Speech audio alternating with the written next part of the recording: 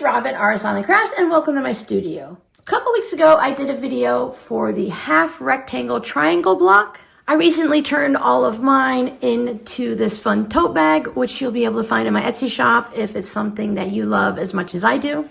But in the process of preparing for the video and making some blocks in advance, I made an oops, which was good because then I had an example to show you guys on what not to do and what happens to the block if you sew it wrong or incorrectly. So today I'm going to show you how I'm taking my oops blocks and turning them into the proper blocks.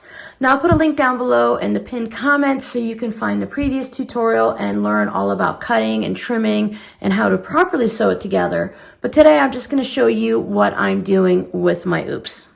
I always recommend sewing 1 or 2 blocks in advance just to see how the pattern goes and how the block goes together. But I was a little excited and I got chain piecing a lot of my blocks together. So I have several oops here that I need to fix. And it might be really simple to see that what I did is I just took them from this position and I used my seam ripper and I ripped them all apart so that I can still use the fabric because you guys know I love my batiks. But this is what you end up with when you go to sew your blocks together. And instead of offsetting them from diagonal corner to diagonal corner and stitching them, I ended up stitching them like this, just like you would with a regular half square triangle. And I stitched corner to corner on each side of that line, and I ended up with 2 half rectangle triangles, or I ended up with this mess. As I mentioned, I don't want to throw away the fabric. I could just kind of play with it and do triangles and stuff and do that, but I just thought I'd be better off just showing you guys how you can correct it. You could try sewing these together and then just keep sewing them together and see if maybe you can get like a Dresden plate design and make a sort of a circle around it, and maybe at that point you might want to applique it down onto something.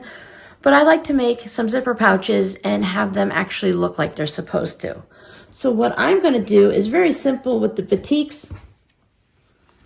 Batiks read about the same on both sides due to their printing. So it's easy enough for me to take these apart with my seam ripper. I can just take my batik, flip it over, and then sew it together. So at that point for these, I would just line these up. I would take them over to my sewing machine, 1/4 inch seam, 2.0 stitch length, press them open, and this is one of the ones I created from my little oops here. Now, if you're not using batiks, it's not as easy to just flip it over, because if you flip it over, then this would be the wrong side and it would be faded and it wouldn't look right. So I have some other fabrics cut and ready to go, so I can just show you how to do this in a little bit of a different way. So for this one, simply, I am just going to do, as I said, I will take all of these and I will match them up. They don't stick together, and I will sew them together with a 1/4 inch seam. And when I line them up, because of the amount of trimming that I'm going to do, I'm just going to line mine up completely, but you can offset them by a 1/4 inch on either end if that's what you prefer. But I had plenty of wiggle room to trim mine. So I'll show you how I trim one in a little bit, but that one I trimmed and I had these left over. So I'm just going to continue to line mine up evenly and sew those. So that takes care of my pile of oops. Now, when I originally made the blocks, I was using charm squares and I was cutting them in half. So I have fabric that's 2.5 inches wide and 5 inches long. I have these left over from doing 2 different tote bags. So instead of putting these back into my stash, since I have this to work with, and I will have all of these, I thought, well, let me just go ahead and make more out of this and see how many projects I can get out of it. I had 14 of these 2.5 by 5 inch rectangles out of my batik, so I cut the same amount out of the fabric. Now, I don't have the exact amount of this swirl fabric, so I just incorporated this swirl fabric into it. I think I have 6 of these rectangles. I brought in some regular quilting cotton fabrics so that we have an obvious right side and wrong side. I tried to show with the batiks, but it's just too hard to keep track of which side is which. So this way it'll be much easier. So I have my first rectangle and I have it right side up. I'll take my second rectangle and also put that right side up so you can stack as many as you feel like. I cut mine from upper left corner to bottom right corner, but you could go ahead and cut the other way. Just line it up. Remember, both of these are right sides facing up. If you put them right sides together, we'll be right back to where we were making kite shapes. We already have a mirror image right here, and if you do them right sides together, you'll double the mirror, and then they'll all it's just another oopsie. So now I have my two, whatever these shapes are on there, and I have these two, and all we need to do is take the right ones out and just trade them over to there. So while we're so used to doing everything right sides together, our brain wants to fight it. So then once we sew these together, we'll have the two shapes. So let me sew these together. 1/4 inch seam allowance 2.0. Again, I'm just going to put mine together like this, match them up. You have a bias cut here, so don't stretch them.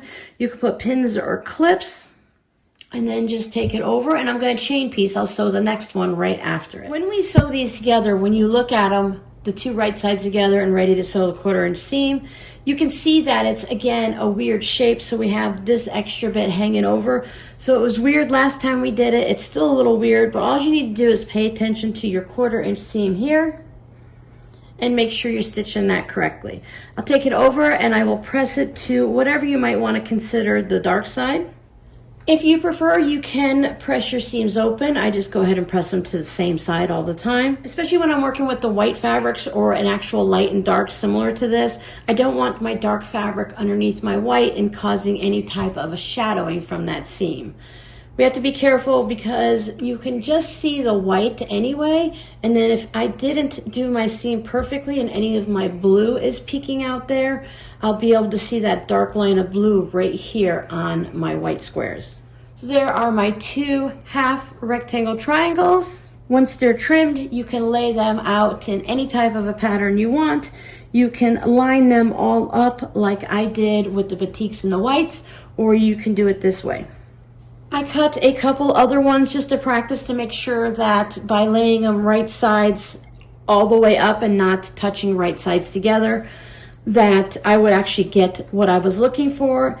But what I was thinking is if you want to have different ones, if you're using two fabrics and you don't want to have the same fabric all the way, if you were instead to cut from the top left to the bottom right and you were to cut it in this direction, you would have the mirror image and you would end up with the opposite color. You would have this brown in this place. So that way you can have more of a mixture, or you can line them all up in a row like I did.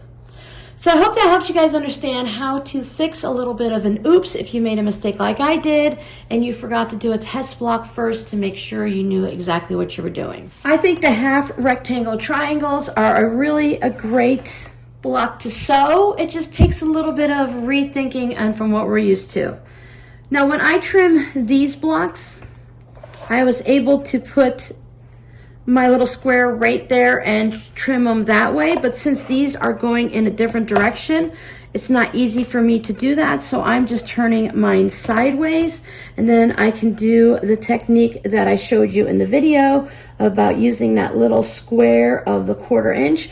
Mine are going to be 2 by 3.5, so I can see easily that I have plenty of fabric to work with, and I can just trim them in this direction.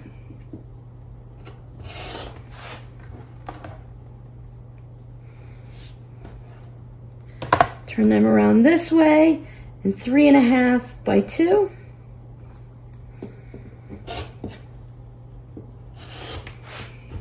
Now whether I line mine all up this way or I have them going in the opposite direction, everybody's trimmed, everybody has the right amount of fabric with that little bit sticking out on the edge. Because you don't have it going directly into the corner, you end up with that little bit. So check that video down below in the pinned comment if you want to see a more in-depth detailed video on how to make those. If you made a little bit of an oops with the batiks, you can easily just flip them over, or you can cut more fabric to balance it out. You could cut a bunch going in one direction for the white ones and the opposite directions for your batiks and match everything up and create another secondary project. Thank you guys so much for hanging out with me. Your scrappy word for today is oops. Sometimes we make an oops and we have to just trash it and start all over again. And other times we can make another project with our oops. Always buy a little bit of extra fabric. Do a test block first. I never cut an entire quilt at once just to make sure I don't lose out on any fabric and I have enough to finish my project. Thank you guys so much for hanging out with me. Don't forget to come out and hang out with me tomorrow morning on the live stream. I'm taking my daughter to the airport for a 6 a.m. flight, being back here in time to do our 11 a.m. Arizona time live stream. I have no idea what we'll be sewing, but we'll be doing something. I'll see you guys later. Bye.